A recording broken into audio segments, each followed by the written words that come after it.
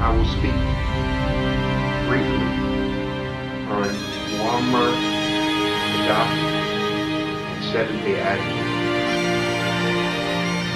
Muhammad Idris bin Muhammad al-Mahdi as-Sunnisi, known simply as Idris, was born in Libya sometime around 1890. The precise date of his birth, a matter of dispute.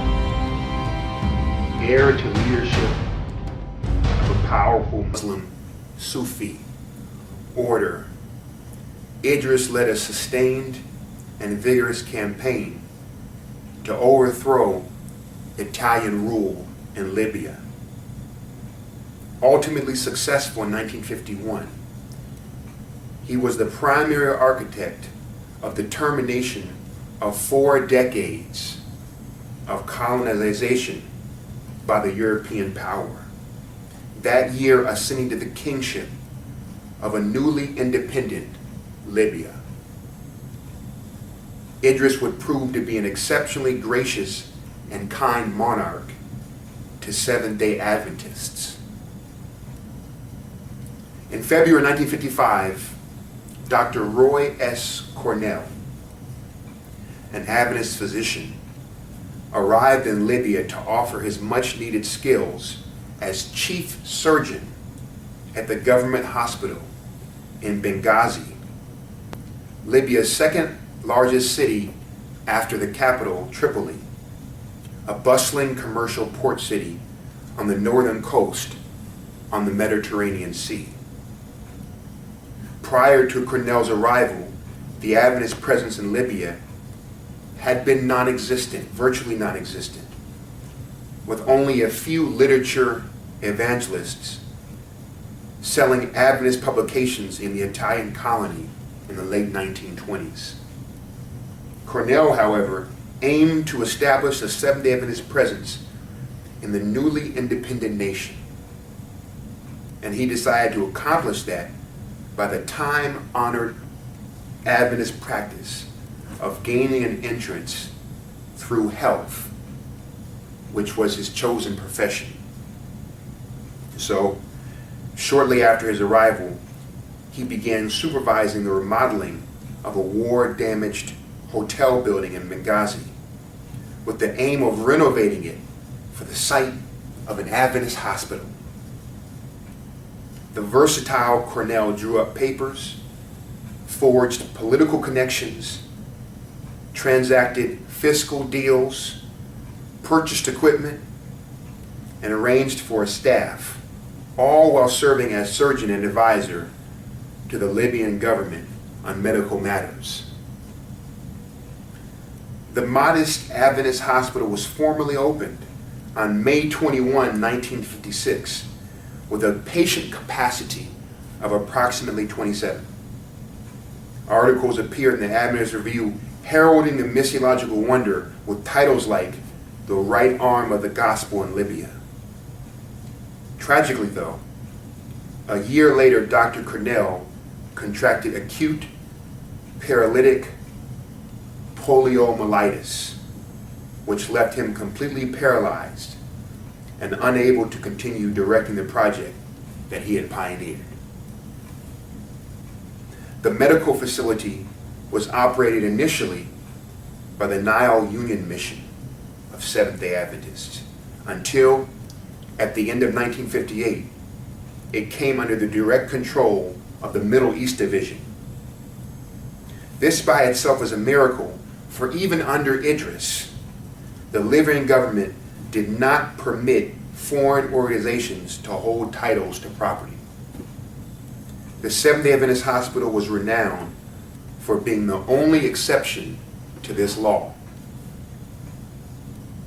Around that time, the late 1950s, the final years of the 1950s, Libya was wildly prospering thanks to the discovery of what seemed to be unlimited oil reserves, propelling the North African state from one of the poorest nations in the world to one of the wealthiest. This oil revolution would be a boon and bane for Adventism. A boon because the new oil money largely financed their hospital plant. A bane because it was this turn of fortune that would spell Idris's downfall and the end of royal patronage. But by 1963, minor construction of the Adventist hospital provided for expanded laboratory and kitchen facilities and increased the patient capacity from 27 to 32. However, already by late 1961, because of the need for expanded medical services, the Middle East Division decided to relocate the hospital in a more advantageous location in the port city. Providentially, a member of the royal family made available for purchase 10 acres of choice property. Community support was enlisted, and oil companies operating in the area contributed 750,000 US dollars. Construction of the project began in 1964. In its New Year edition of 1969, the Middle East Messenger, the official magazine of the Middle East Division, proudly reported on the cover, "It's open." The brand new Benghazi Adventist Hospital was a 60-bed facility valued at 1.4 million US dollars. On January 17, 1968, it was dedicated, with Adventist dignitaries attending the joyous event, including F.L. Bland, Vice President of the General Conference, a towering figure in Black Adventist history, the representative of the General Conference on that day, and Middle East Division President F.C. Webster. Omar Giuda, Libya's Minister of Health, gave the keynote address at the high occasion, and his gracious talk was punctuated by a royal gift of 25,000 US dollars, courtesy of King Idris. With this auspicious start, the hospital was opened the next day and patients flooded in. The human interest behind this landmark episode in the history of Seventh-day Adventism, and specifically African Adventism and Middle East/Arab Adventism, is truly touching. Benghazi Adventist Hospital's 105 employees and expatriate staff, consisting of 48 families and single workers hailing from all parts of the globe, were a picture of the Seventh-day Adventist sacrificial mission ethos that marked the 1950s and 1960s. A couple of these pioneers are worth mentioning. Two women from Seoul, Korea, Oh Hae-ja, 26, and Jo Chung-ja, 25, were nursing graduates from what is today Samyuk University, and were the first Korean Adventists to be assigned to an overseas hospital.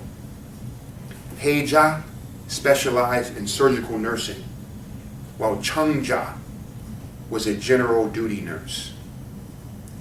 Ellen Lawrence, at the time a nursing student at what is now Washington Adventist University, was the first Adventist student missionary to be assigned to the Middle East.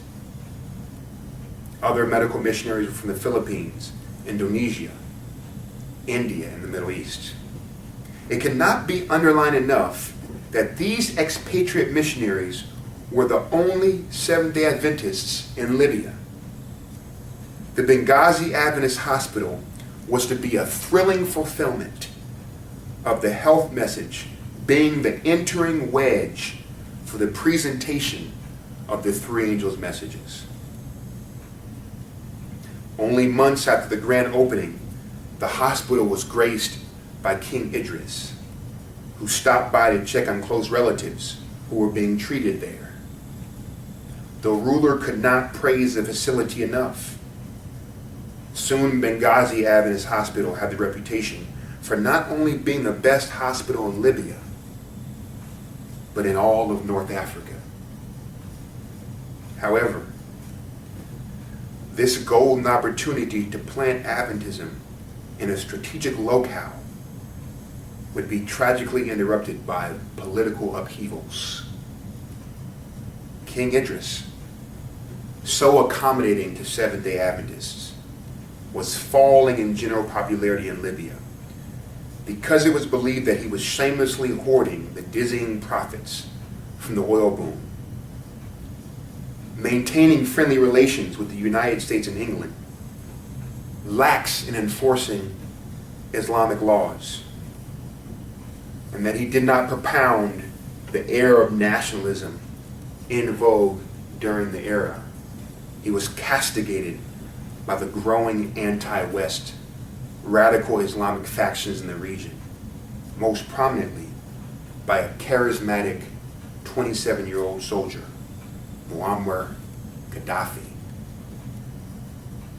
Political foment percolated in Libya, quickly birthing the so-called Libyan Revolution on September 1, 1969, in which strongman Gaddafi staged a successful and bloodless coup, grasping leadership of the nation easily from the hands of Idris, who was at the time away in Turkey for medical treatment.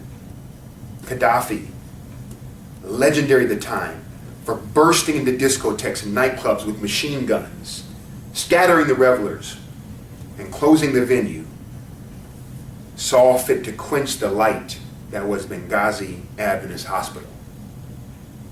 On November 23, 1969, the new Revolutionary Command Council, whose policy required that all medical services be owned and administered by the government, nationalized the Benghazi Adventist Hospital. The Adventist Review of January 15, 1970 reported that the staff of Benghazi Hospital would be assigned other posts in the Middle East Division, and Gaddafi, who vowed to remunerate Adventists for the seized hospital, would negotiate with SDA administrators for a fair price. True to his word, in 1977, the General Conference of Seventh-day Adventists received a settlement from the Libyan government for $1,290,963 for the Benghazi Hospital. With the nationalization of the hospital and the departure of the medical missionaries, the short-lived Adventist presence in Libya departed. At present, there is not a single Adventist church, not a single Seventh-day Adventist church in Libya, or a known Seventh-day Adventist there. Will the death of Muammar Gaddafi on October 10, 2011, and the change of government signal a new day for Adventism in Libya? In the words of the great evangelist Paul, pray that God would open a door so that we may speak of Christ.